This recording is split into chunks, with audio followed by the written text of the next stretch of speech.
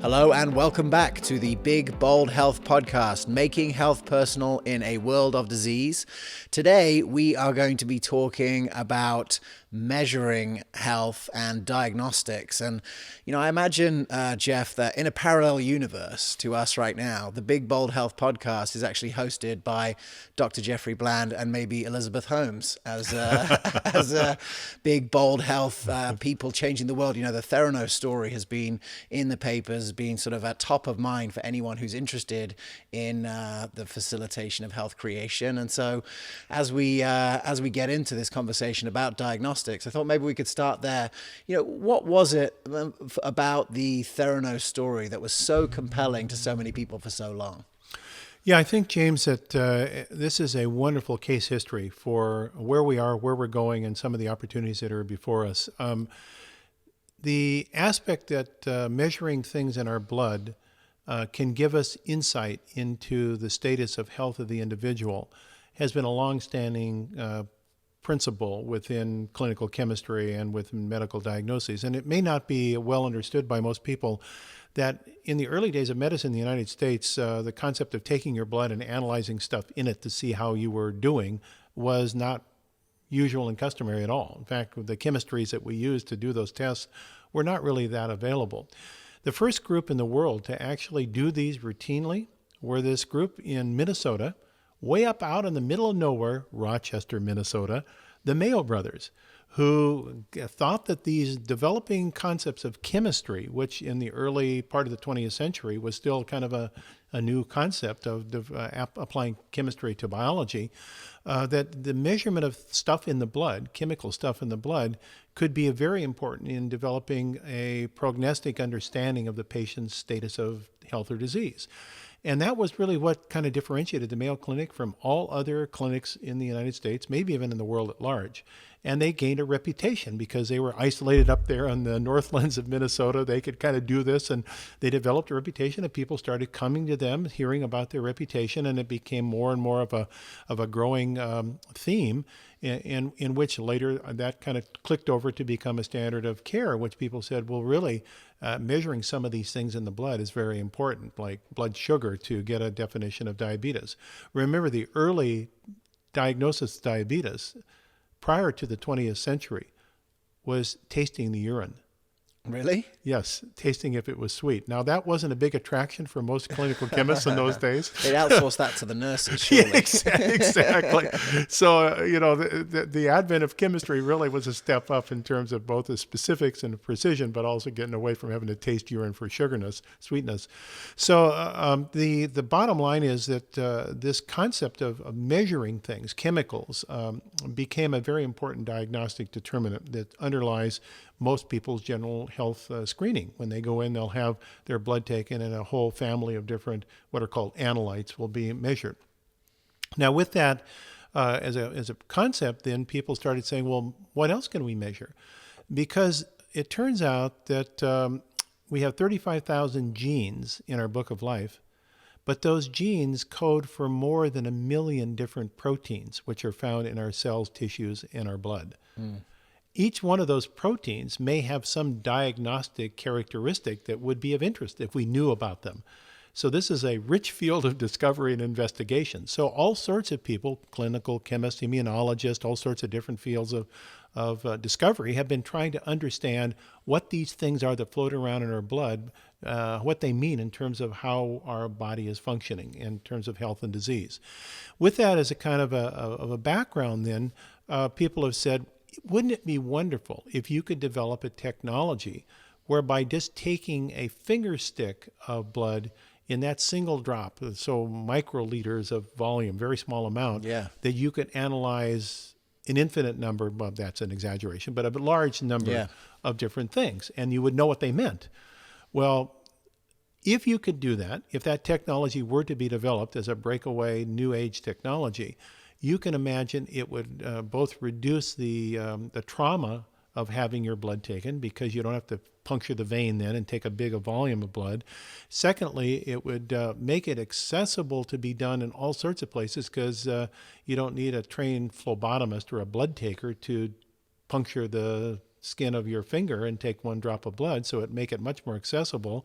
Third, it would make it much more convenient if you could measure many things in that one spot of blood, and therefore the cost should come down significantly, making it more accessible to all sorts of different less advantaged individuals so that they could better get diagnostic care. So there are all sorts of extraordinary values that could come from that technology. And then lo and behold, this brilliant wonderkind of a individual, dropout from Stanford, Elizabeth Holmes, who has a personality second to none in terms of personal self-affirmation, decides that this technology can and will be developed under her reign, her rule, her watch, and that it will be finger stick technology. It'll be accessible to everybody. It'll be inexpensive. It will measure everything in one spot of blood. It will be done quickly, and in fact, will produce a machine that can go in every home. It'll be so inexpensive that everybody can become a diagnostician and follow serially their health throughout their life and become their own personal master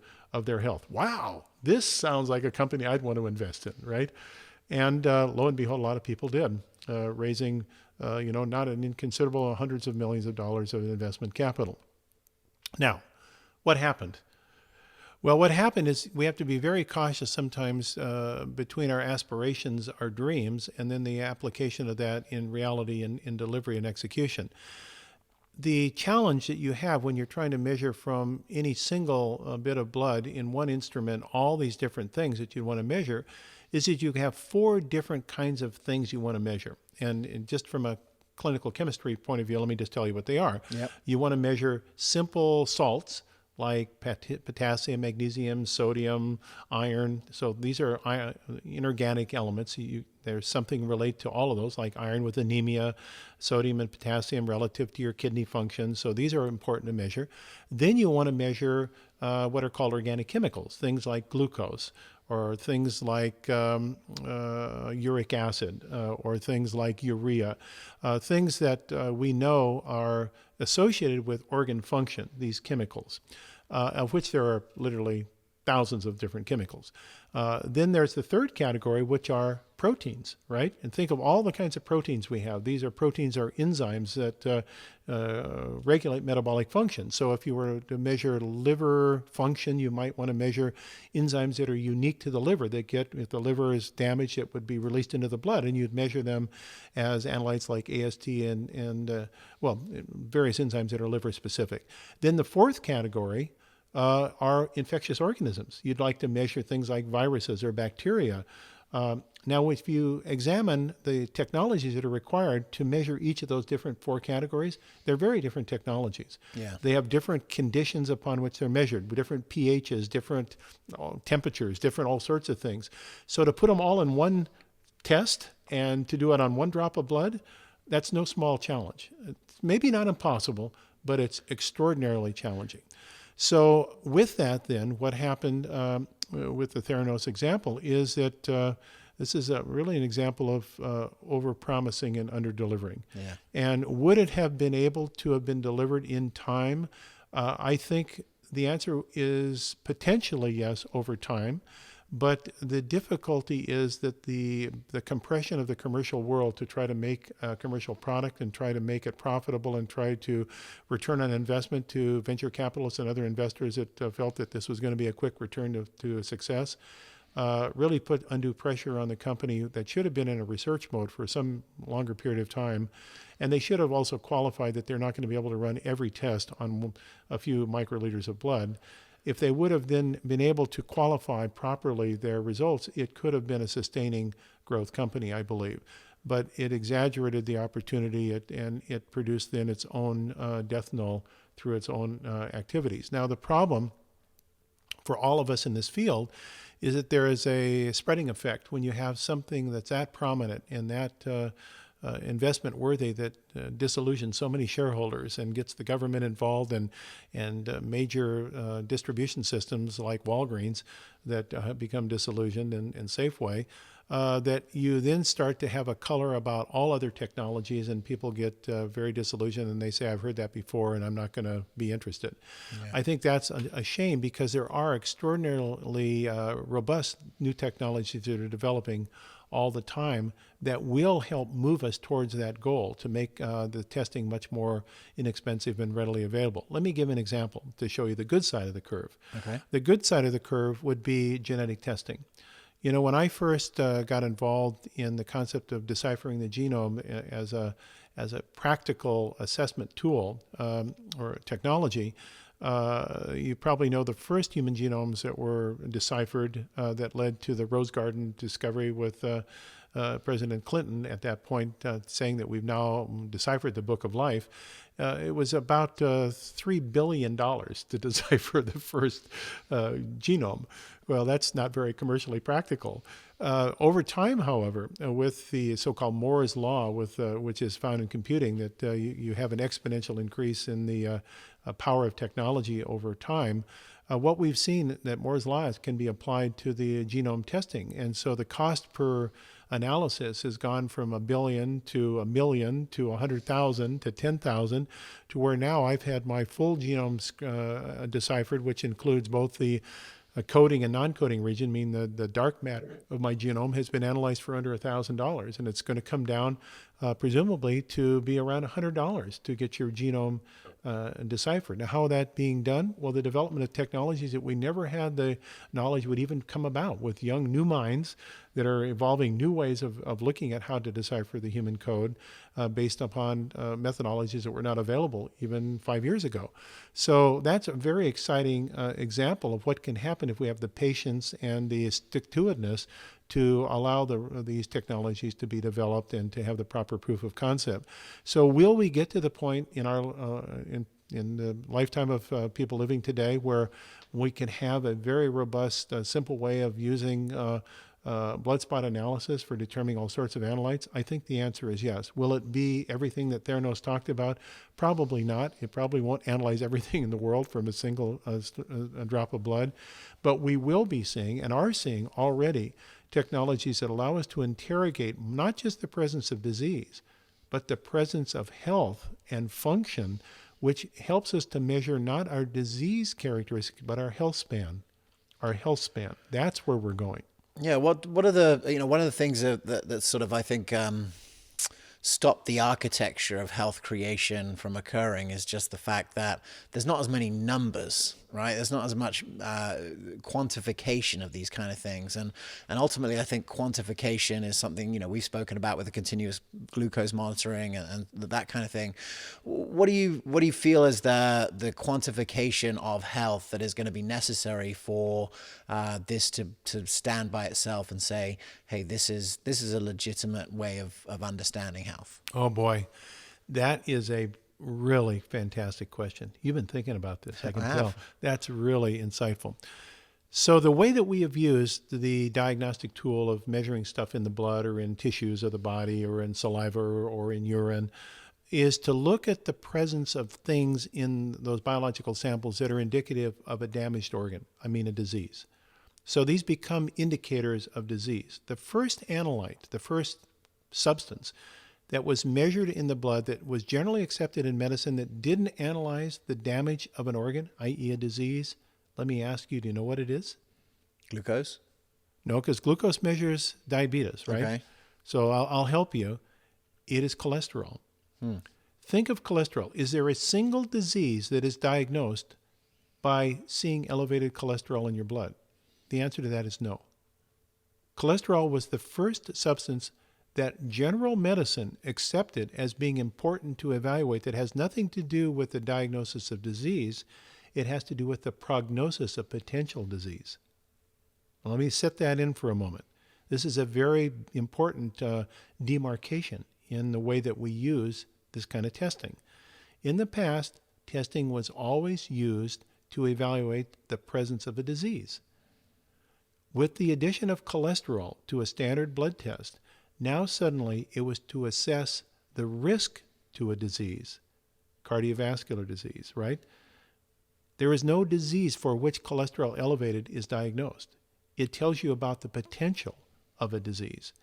Now, why that's important is that moves us from diagnosis to prognosis, and that moves us from disease to health trajectory.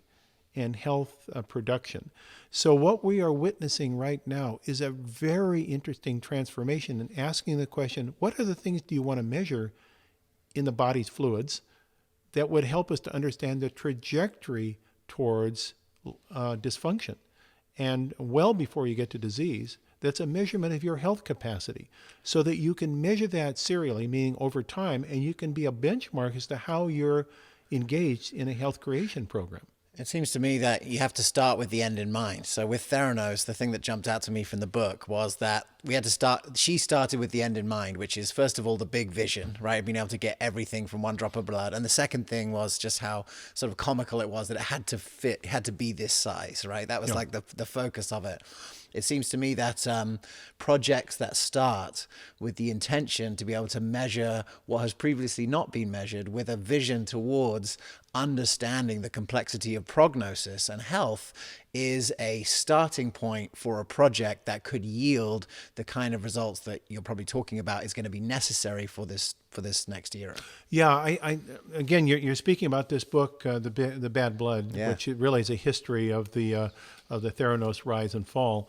And again, I think you chose a good example with that story, because the Theranos example was really trying to talk about early diagnosis, making earlier diagnosis, like earlier recognition of when you might have cancer or heart disease or diabetes. That's all meritorious and valuable, but that doesn't really tell you about health.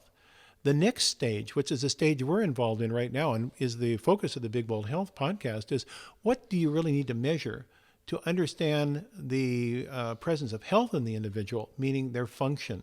And as we said, the function is really broken down into 4 categories. They're physical, they're physiological or metabolic, they're cognitive, and they're behavioral psychological function. So for people who are listening at home who want to get a sort of a heads up on this and ahead of the game, maybe they're a biohacker, maybe they're people who have been faced with some disease, have come out the other side of it and are now ready to think in this new way.